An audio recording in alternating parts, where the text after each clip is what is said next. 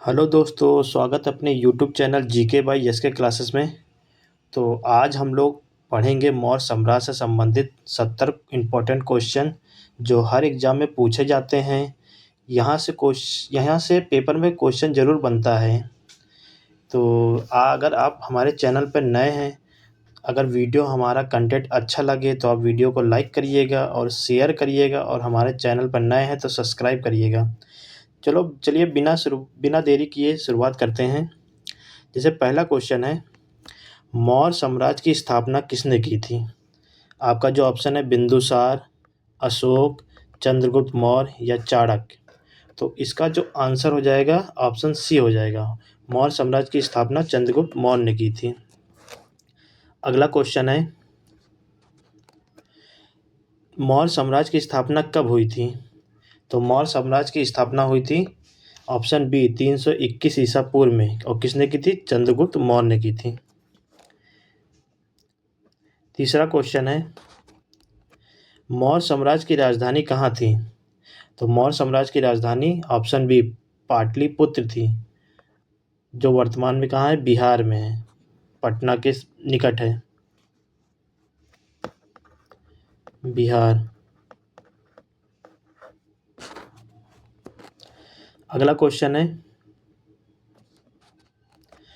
चंद्रगुप्त मौर्य के गुरु कौन थे? कालिदास, विष्णुगुप्त या चाणक्य या पाणिनि या वराहमिहि। तो चंद्रगुप्त मौर्य के गुरु कौन थे? ये विष्णुगुप्त थे। चाणक्य, जिसे कौटिल्य भी कहते हैं, कौटिल्य भी बोलते हैं। आगे पांचवा क्वेश्चन है, यूनानी सेनापति से चंद्रगुप्त मौर्य ने किसे पराजित किया? ए सिकंदर को, बी सेलुकस निकेटर को, सी एंटियोकस को, डी डायोडोटस को। तो इसका जो आंसर हो जाएगा ऑप्शन बी हो जाएगा, सेलुकस निकेटर को। यूनानी सेनापति ने चंद्रगुप्त मौर्य ने किसे पराजित किया था? सेलुकस निकेटर को।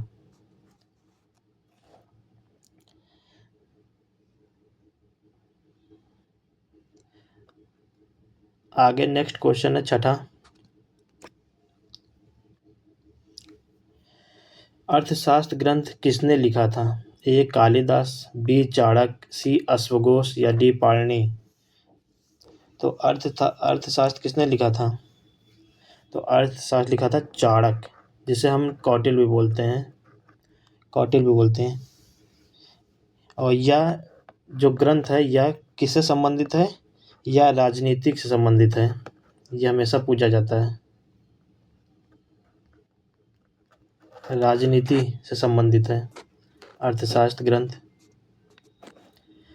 अगला है नेक्स्ट क्वेश्चन, सातवां क्वेश्चन है, चंद्रगुप्त मौर्य ने सेलुकस से कौन सा क्षेत्र प्राप्त किया?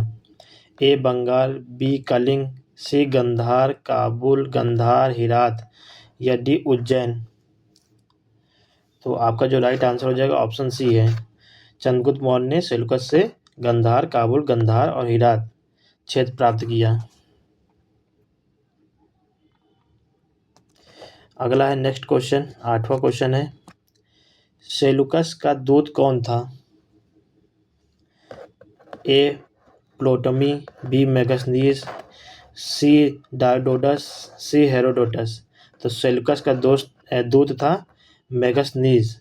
इनकी पुस्तक कौन सी है? इंडिका। इंडिका इंडिका में अपना इन्होंने ही ये मौर्य के बारे में बताया था।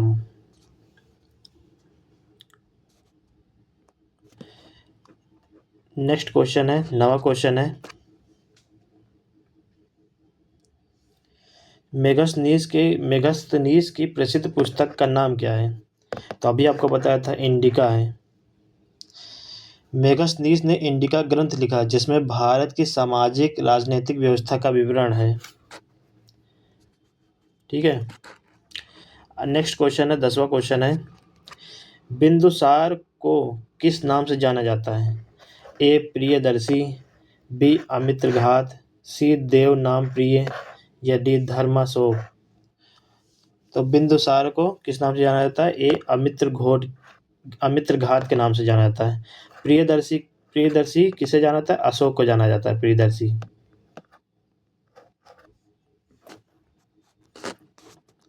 नेक्स्ट क्वेश्चन है अगला, 11वां क्वेश्चन है, बिंदुसार की राजधानी कौन सी थी? उज्जैन, तक्षशिला, पाटलिपुत्र या वैशाली? तो बिंदुसार की राजधानी ऑप्शन सी पाटलिपुत्र थी। अगला क्वेश्चन है, बिंदुसार के समय यूनानी दूत कौन था? तो बिंदुसार के समय यूनानी दूत कौन था? तो ये था डाईमेकस था। बिंदुसार के समय यूनानी दूत डाईमेकस था।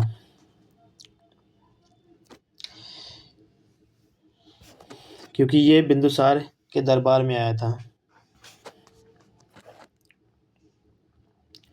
अगला क्वेश्चन है 13वां क्वेश्चन है, मौर्य वंश के तीसरे सम्राट कौन थे? तो आप सबको पता होगा मौर्य वंश के तीसरे सम्राट अशोक थे। पहले थे चंद्रगुप्त मौर्य, दूसरे थे बिंदुसार, तीसरे थे अशोक। नेक्स्ट क्वेश्चन है 14वां क्वेश्चन है,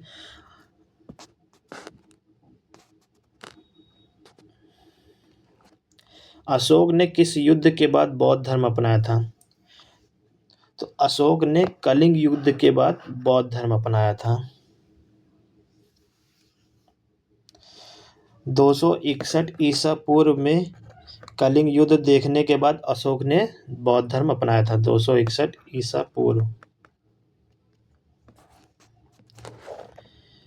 नेक्स्ट क्वेश्चन है 15वां, कलिंग युद्ध कब हुआ? तो अभी आपको बताया 261 ईसा पूर्व में हुआ था। अगला क्वेश्चन है, अशोक के शिलालेख किस लिपि में मिलते हैं? तो अशोक के शिलालेख ब्राह्मी और खगोष्ठी लिपि में मिलते हैं। नेक्स्ट क्वेश्चन है, अशोक के शिलालेखों में किस भाषा का प्रयोग हुआ है? तो अशोक के शिलालेख में प्राकृत भाषा का प्रयोग हुआ है।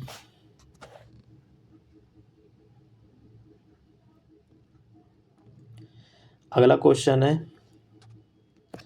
अशोक ने बौद्ध धर्म प्रचार के लिए अपने पुत्र को कहाँ भेजा? तो अशोक ने बौद्ध धर्म प्रचार के लिए अपने पुत्र को श्रीलंका भेजा। तो अशोक के पुत्र का क्या नाम था? महेंद्र नाम था। और पुत्री थी संघमित्रा। संघमित्रा नाम था पुत्री का। इन दोनों को प्रचार के लिए श्रीलंका भेजा था। ये देखिए आ गया ना, अशोक के पुत्र का क्या नाम था? अशोक के पुत्र का नाम महेंद्र था। अशोक के पुत्री का क्या नाम था? अशोक के पुत्री का नाम था संघमित्रा।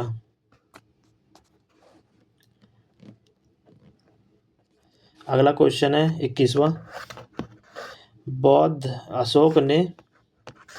अशोक ने बौद्ध धर्म किस बौद्ध संघ से स्वीकार किया था?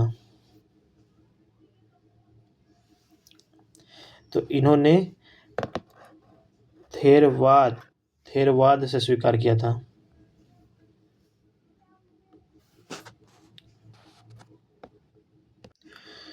तो इसका आंसर जो था थेरवाद था। सम्राट अशोक ने बौद्ध धर्म में थेरवाद संप्रदाय को संरक्षण दिया था। थेरवाद बौद्ध धर्म के दो प्रमुख संप्रदायों में से एक है, जिसका अर्थ है बुजुर्गों का मार्ग। तो ये था। अगला क्वेश्चन है, अशोक का प्रिय उपनाम क्या था? तो अशोक का प्रिय उपनाम क्या था? तो अशोक का प्रिय उपनाम था प्रियदर्शी। अभी आपको बताया था मैंने। अमित्रघात किसका था? बिंदुसार का था। अगला क्वेश्चन है 23वां, अशोक के प्रसिद्ध सिंह स्तंभ कहाँ से प्राप्त हुआ? तो ये प्राप्त हुआ सारनाथ से। अगला क्वेश्चन है, अशोक का सबसे प्रसिद्ध धम्म महाप्रचारक कौन था? तो अशोक का सबसे प्रसिद्ध धम्म महाप्रचारक था उसका पुत्र महेंद्र।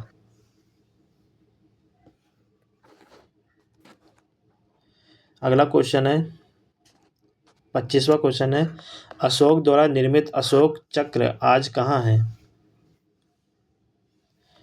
तो ये है भारत के ध्वज पर है अशोक चक्र। अगला क्वेश्चन है 26वां, अशोक का राजकीय प्रतीक चार सिंह किस स्थान से लिया गया है? तो ये लिया गया है सारनाथ स्तंभ से। नेक्स्ट क्वेश्चन है 27वां, बिंदुसार का नाम अमित्र घात क्यों पड़ा?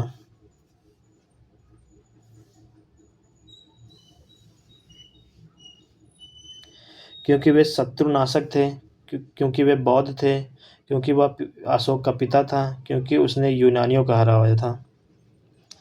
तो इसका जो राइट आंसर, क्योंकि वह शत्रुनाशक था इसलिए अमित्र घात पड़ा।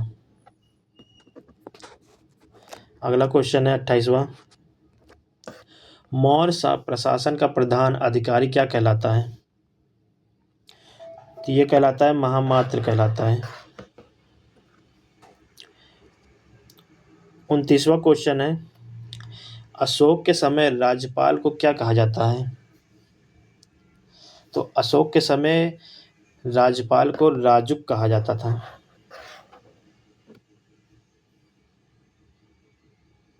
अशोक के समय प्रांतीय अधिकारी राजुक कहलाते थे।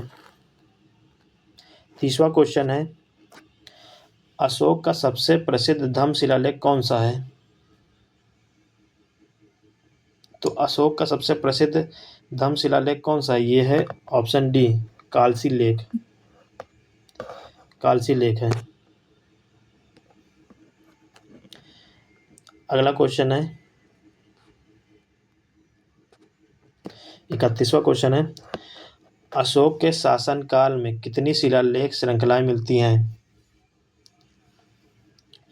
तो अशोक के शासनकाल में 33 शिलालेख श्रृंखलाएं मिलती हैं, ऑप्शन डी। अगला क्वेश्चन है 32वां, अशोक ने धम्म प्रचार के लिए कितनी बार धम्म यात्रा की? तो अशोक ने धर्म प्रचार के लिए 7 बार धर्म यात्रा की। तो ऑप्शन सी सही हो जाएगा इसका। अशोक का धर्म मुख्यतः किस धर्म पर आधारित था? तो अशोक का धर्म मुख्यतः हिंदू धर्म पर भी था, जैन धर्म था, कि बौद्ध धर्म था, कि वैदिक धर्म था। तो अशोक जाने जाते हैं बौद्ध धर्म से रिलेटेड, तो इसलिए इनका बौद्ध धर्म था।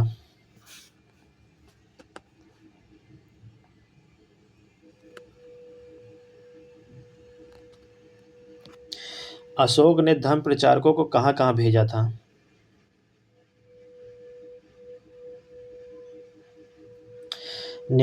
श्रीलंका, नेपाल, म्यांमार, यूनानी में सीरिया या तक्षशिला, उज्जैन।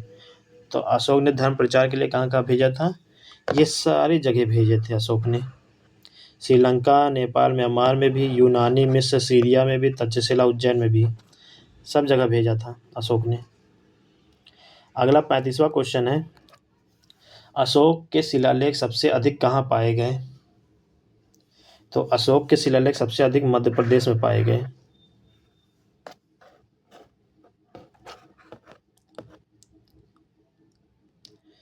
अशोक का सबसे छोटा शिलालेख कौन सा है? तो अशोक का सबसे छोटा शिलालेख मास्की है, मास्की।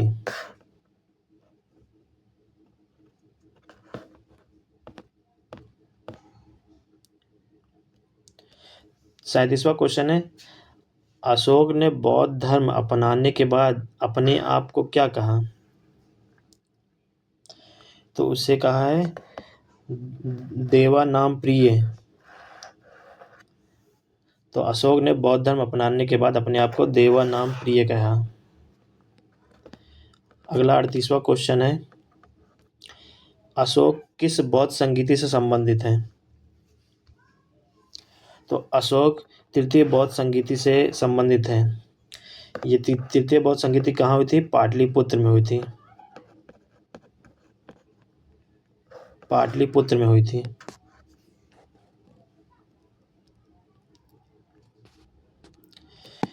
तृतीय बौद्ध संगीति कहाँ आयोजित हुई थी? तो अभी आपको बताया पाटलिपुत्र में आयोजित हुई थी। पहली कहाँ हुई थी? पहली राजगृह में हुई थी। दूसरी कहाँ हुई थी? दूसरी वैशाली में हुई थी। तीसरी कहाँ हुई थी? तीसरी पाटलिपुत्र में हुई थी। और चौथी कहाँ हुई थी? चौथी कुंडलग्राम में हुई थी, कश्मीर में।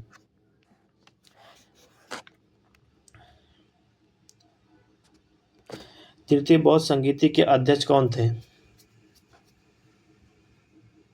तो तृतीय बौद्ध संगीति के अध्यक्ष थे मोगली-पुत्तिष्ठ थे। 41वां क्वेश्चन है, अशोक ने किस स्थान पर बोधि वृक्ष की रक्षा हेतु वृक्षपाल नियुक्त किए? तो अशोक ने बोधि वृक्ष की रक्षा बोध गया में वृक्षपाल की नियुक्त की थी, बोध गया में। अगला 42वां क्वेश्चन है, मौर्य काल के समय विदेशी व्यापार का प्रमुख केंद्र कौन था? तो ये था ताम्रलिप्ति था। अगला क्वेश्चन था 43वां क्वेश्चन है, मौर्यकालीन सिक्के किस धातु के बने होते थे?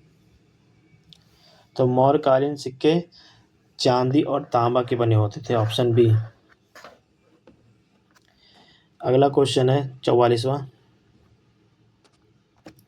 मौर्य साम्राज्य के समय कौन सी कर प्रणाली लागू थी?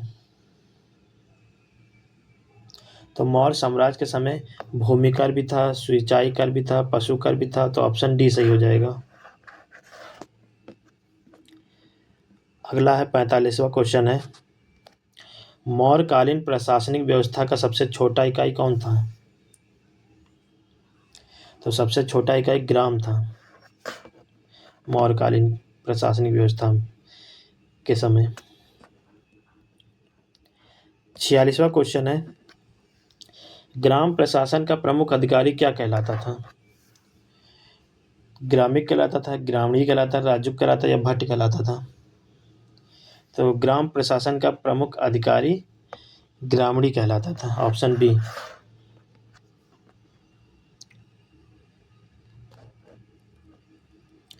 अगला क्वेश्चन है 47वां, मौर्य काल में समूह खेती किस नाम से जानी जाती है?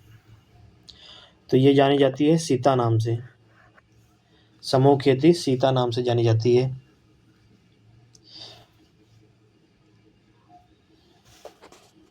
तो ये आपको याद रखना, ये इंपॉर्टेंट क्वेश्चन है, ये पूछा गया है। अगला क्वेश्चन है, गुप्त लेखा प्रणाली किसके द्वारा चलाई गई थी? तो गुप्त लेखा प्रणाली किसके द्वारा चलाई गई थी? ये चंद्रगुप्त मौर्य द्वारा चलाई गई थी, ऑप्शन ए।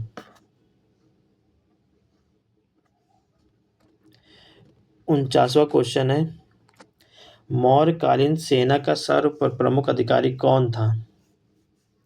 तो ये था सेनापति, ऑप्शन बी। मौर्यकालीन सेना का सर्वमुख अधिकारी सेनापति था। 50वां क्वेश्चन है, मौर्यकालीन सेना के कुल कितने सैनिक थे?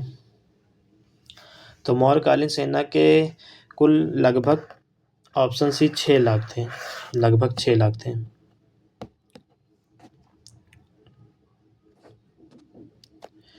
51वां क्वेश्चन है, मौर्यकालीन प्रशासन में गुप्तचर विभाग किसके अधीन था? तो मौर्यकालीन प्रशासन में गुप्तचर विभाग किसके अधीन था? तो आप सब बताइए। तो ऑप्शन बी, महामात्र के अधीन था। 52वां क्वेश्चन है, मौर्य काल में महामात्र का कार्य क्या था? तो मौर्य काल में महामात्र का कार्य क्या था? सैनिक संचालन, राजस्व वसूली, धर्म प्रचार या जन कल्याण या व्यापार संचालन? तो मौर्य काल में महामात्र का कार्य था, ऑप्शन सी, धर्म प्रचार और जन कल्याण। यह महामात्र का कार्य था मौर्य काल में। 53वां क्वेश्चन है, अशोक का अभिषेक कब हुआ था? तो अशोक का अभिषेक 273 ईसा पूर्व, ऑप्शन ए सही। 54वां क्वेश्चन है, तो अशोक के शिलालेख कहाँ कहाँ पाए गए हैं? तो अशोक के धम्म लेख कहाँ कहाँ पाए गए हैं? तो ये अफगानिस्तान में भी पाए गए हैं, नेपाल में भी पाए हैं, पाकिस्तान में भी पाए हैं, उपयुक्त में से सभी, ऑप्शन डी हो जाएगा। अगला क्वेश्चन है, मौर्य साम्राज्य का पतन कब हुआ? तो मौर्य साम्राज्य का पतन कब हुआ? तो मौर्य साम्राज्य का पतन 185 ईसा पूर्व में हुआ, ऑप्शन डी सही। 56वां क्वेश्चन है, मौर्य साम्राज्य का अंतिम शासक कौन था? तो मौर्य साम्राज्य का अंतिम शासक बृहदत्त था। पहला कौन था? चंद्रगुप्त मौर्य थे। और दूसरा कौन था? बिंदुसार था। तीसरा कौन था? ये अशोक थे। और अंतिम पूछे तो बृहदत्त थे। बृहदत्त की हत्या करके शुंग वंश की स्थापना हुई, जिस पुष्यमित्र शुंग ने बृहदत्त की हत्या करके शुंग वंश की स्थापना की थी। अगला क्वेश्चन है, बृहदत्त की हत्या किसने की थी? ए पुष्यमित्र शुंग ने, अग्निमित्र ने, वसुबंधु ने, चाणक्य ने। तो अभी आपको बताया था बृहदत्त की हत्या पुष्यमित्र शुंग ने की थी, ऑप्शन ए सही। अगला क्वेश्चन है, अशोक की मृत्यु के बाद सबसे पहले किस प्रदेश ने विद्रोह किया था? तो अशोक की मृत्यु के बाद सबसे पहले तक्षशिला प्रदेश में विद्रोह किया था, तक्षशिला, ऑप्शन सी सही। अगला क्वेश्चन है, अशोक ने अपने किस शिलालेख में सभी प्राणी मेरे संतान है कहा था? तो ये कहा था ऑप्शन सी धम्म शिलालेख में। अगला क्वेश्चन है, 60वां क्वेश्चन है, किस अभिलेख से पता चलता है कि अशोक ने लुम्बिनी गांव को कर मुक्त किया? तो ये लुम्बिनी स्तंभ लेख से पता चलता है। अगला क्वेश्चन है 61वां, अशोक ने किस शिलालेख में बौद्ध संघ की अविभाज्यता की घोषणा की? तो ये थी बरगु शिलालेख में। बरगु शिलालेख में बौद्ध संघ की अविभाज्यता की घोषणा की थी अशोक ने। 62वां क्वेश्चन है, किस अभिलेख से ज्ञात होता है कि अशोक ने धम्म महामात्र नियुक्त किए? तो ये थी धम्म शिलालेख से। अशोक ने धम्म महामात्र धम्म शिलालेख नियुक्त किए थे। अगला क्वेश्चन है 63वां, अशोक का नाम सबसे पहले किस शिलालेख से ज्ञात हुआ? तो अशोक का नाम सबसे पहले मास्की शिलालेख से ज्ञात हुआ। अगला 64वां क्वेश्चन है, मौर्य साम्राज्य के समय भारत के किस धातु का सर्वाधिक प्रयोग हुआ? सोना, तांबा, चांदी या लोहा? तो मौर्य साम्राज्य के समय भारत में लोहा, ऑप्शन डी सही, लोहा का सर्वाधिक उपयोग हुआ। अगला क्वेश्चन है, अशोक का अभिषेक किसने किया था? तो अशोक का अभिषेक उपगुप्त ने किया था।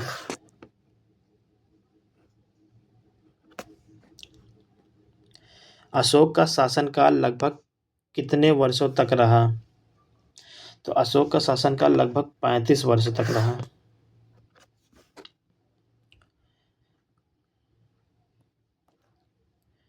ये थोड़ा क्वेश्चन ऊपर नीचे हो गया है, पहले क्वेश्चन हम लोग देखते हैं फिर उसका आंसर बताते हैं। अशोक की मृत्यु कहाँ हुई थी? तब इसका आंसर देखते हैं। काशी में, पाटलिपुत्र में, काशीपुर में या उज्जैन में? तो अशोक की मृत्यु हुई थी पाटलिपुत्र में।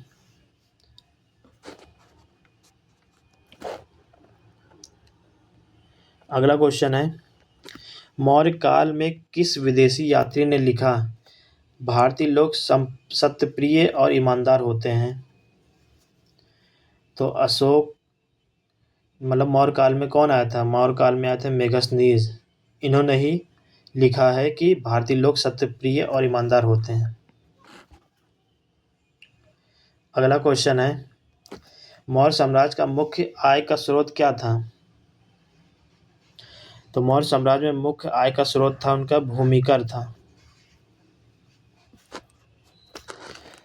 और आज का हमारा लास्ट क्वेश्चन है, मौर्यकालीन कला का सर्वश्रेष्ठ उदाहरण कौन सा है? तो ये है सारनाथ सिंह का स्तंभ है, ऑप्शन सी। तो ये थे कुछ हमारे 70 इम्पोर्टेंट क्वेश्चन। अगर आपको हमारी वीडियो या हमारा कंटेंट अच्छा लगा हो तो प्लीज़ हमारे चैनल को लाइक करिएगा, चैनल पर नए सब्सक्राइब कर लीजिए और इसको आगे शेयर करिएगा। तो आप सब बताइए अगला टॉपिक बताइए किस पे वीडियो बनाया जाए। थैंक यू, कमेंट बॉक्स में बताइएगा। Thank you.